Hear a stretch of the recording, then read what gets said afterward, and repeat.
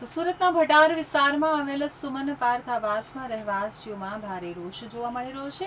છેલ્લા 4 વર્ષથી પાણી લીકેજની ગંભીર સમસ્યાનો સામનો કરી રહેલા રહેવાસીઓએ સુરત મહાનગરપાલિકાની કામગીરી સામે નારાજગી વ્યક્ત કરી છે.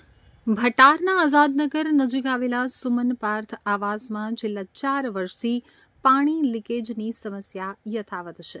બિલ્ડિંગના અનેક ફ્લેટોમાં છત અને દિવાલોમાંથી સતત પાણી ટપકતું હોવાથી રહેવાસીઓ ભારે મુશ્કેલીનો સામનો કરી રહ્યા છે. રહેવાસીઓના જણાવ્યા અનુસાર પોતાના જ ઘરમાં પાણી લીકેજના કારણે રોજિંદા જીવન ઉપર ગંભીર અસર પડી રહી છે.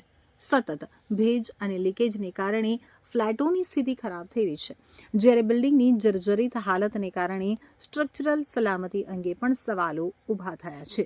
સ્થાનિકોનો આક્ષેપ છે કે સુરત મહાનગરપાલિકામાં અનેક વખત રજૂઆતો અને ઓનલાઈન ફરિયાદો કરવામાં આવી હોવા છતાં કોઈ અસરકારક કાર્યવાહી કરવામાં આવી નથી. આપણું નામ? અશ્વિનભાઈ. અશ્વિનભાઈ, આપણે ક્યાં રહેવાનું? મારે અલથાણ સુમન આવાસ. કેટલા વર્ષોથી અહીંયા 3 વર્ષથી. શું અહીંયા એવો બનેલો છે? વિવાદમાં શું આવી છે? વિવાદમાં તો કશું નથી, પણ પાણી લીકેજનો પ્રોબ્લેમ છે. શું છે? લીકેજ એટલે સમજી લ્યો ને સાહેબ, પહેલા માળથી લઈને 14 માળ લગીનું લીકેજ બતાવે છે. આજે તમને અંદર લઈ જાઉં તો તમને બતાવું, કારણ કે આમ તમને ખબર નહીં પડે કે કેટલું લીકેજ છે. ઓકે, બસ. હવે ઘરમાં લીકેજ છે.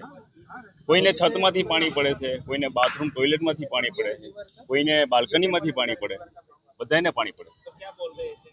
હવે તમે કઈ જગ્યાએ કમ્પ્લેન તો સાહેબ એસએમસીમાં કરેલી છે, કારવાડીમાં, કે અમે જોઈ લેશી. અને એના થ્રુ કોઈ પણ કારીગરો પણ પ્લમ્બરો આવીને જોઈ ગયા છે, પણ એ પ્રોબ્લેમ સોલ્વ થઈ નથી. બનતા તો મને ખાસો ખબર નથી, પણ 3 વર્ષ તો મારા થઈ ગયા રહેવા આવ્યો. એવી જ સમસ્યા પહેલેથી. आपका नाम क्या है? મારું નામ મહેશભાઈ પરમાર. હું 304 માં રહું છું, સુમન પાર્ક.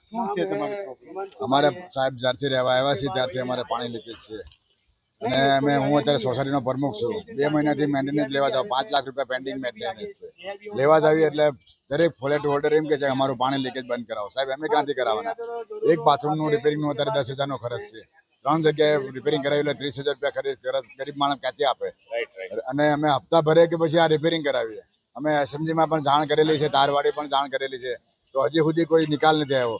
આગળ બિલ્ડરને અમે જોઈન્ટની વાત કરેલી, તો એ લોકો આવીને ખાલી લીપાપોતી કરી ગયા છે, પટ્ટો મારી ગયા છે, પણ પાણી લીકેજનું આજ સુધી એક બૂંદ પણ બંધ નથી થઈ. એના માટે થઈને અમે આ ન્યૂઝ ફરીને અમે રિપીટ કરી રહ્યા છીએ. તમે મીડિયાની મદદ શું કામ માંગો? મીડિયાને એટલા માટે કે દરેક ઓફિસર પાસે આ ફરિયાદ જાય અમારી, અને જે લોકો લાગતા વળગતા હોય એને અમે નમ્ર વિનંતી કરી છે, સરકારને પણ નમ્ર વિનંતી કરીએ છીએ કે તમે અમારું ધ્યાન આપો. અમને ગરીબને મકાન આપ્યું છે, પણ એનો પૂરો અમને લાભ નથી મળતો. આ પાણી લીકેજના લીધે થઈને અમે હેરાન પરેશાન થઈ ગયા છીએ. તો એના માટે થઈને અમે ન્યૂઝ પાસે અમારે ટોટલ 2 બિલ્ડિંગ મળીને 300 ફ્લેટ છે. 300 ફ્લેટમાં? હા, બધી જગ્યાએ આજ પંપ છે. એ બિલ્ડિંગમાં અમારે એ બિલ્ડિંગમાં A1 અને A2 2 પાર્ટમાં છે, પણ એને બંનેને જોઈન્ટ કરી અને વચ્ચે તિરાડ જે છે ને એનો બહુ મોટો પ્રોબ્લેમ છે. એના હિસાબથી અમારે પાણી બહુ વધારે આવે છે, અને લોકો મેન્ટેનન્સ નથી આપતા. આજે 12 14 મહિનાનું પેન્ડિંગ છે મેન્ટેનન્સ બધાનું. તો સાહેબ અમારે સોસાયટી ચલાવવી કઈ રીતે? એટલે જલ્દીથી જલ્દી અમને આ પાણીનો સોલ્યુશન કરી આપો.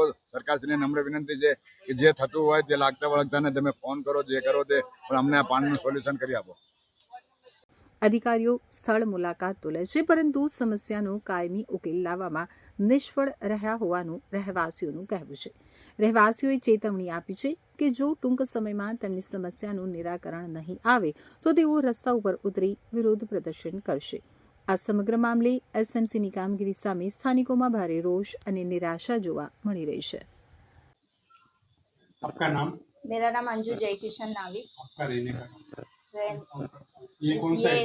ये सुमन पार्क बिल्डिंग है, आजाद नगर में है, और ये हम यहाँ 4 साल से रहते। बिल्डिंग बने भी 4 साल ही हो गए। क्या हुआ है? तकलीफ क्या पड़ रही है? तकलीफ यही कि मतलब हम जब से यहाँ आए तब से यहाँ बारिश हो या ना हो, यहाँ पानी टपकने का कंपलसरी। आप बोल रहे बारिश नहीं होती फिर भी टपकता है, यही तो इश्यू है। मतलब बारिश हो रही तो एक बार हम समझ के ले रहे कि चलो बारिश हो रही, लीकेजिंग हो रही, पानी टपक रहा है कि क्या, बारिश में तो होती है पर ज्यादा होती है, बट बिना मॉनसून बिना इसके भी वो लीकेजिंग होती है। अब ये कंस्ट्रक्शन का प्रॉब्लम है कि क्या प्रॉब्लम है वो हम बता नहीं सकते। किसको किसको आपने अभी तक complaint अभी हमारे जैसे कि यहाँ सुपरवाइजर है and जो भी है यहाँ कार्यकर्ता उन लोगों से हमने बोला, एंड ये सर लोग ने भी बहुत सपोर्ट किया है। ऊपर तक जहाँ HMC वगैरह तक भी कंप्लेंट गई है, बट कोई हमें सपोर्ट नहीं मिला है अभी तक। अभी तक कितने फ्लैटों में पानी गिर रहा है? अभी तो मिनिमम इधर तो 70% फ्लैट्स में पानी टपक ही रहा है। अभी भी जाके घर घर आप टेस्टिंग भी कर सकते हो, उसमें 30% ही घर ऐसे हो गए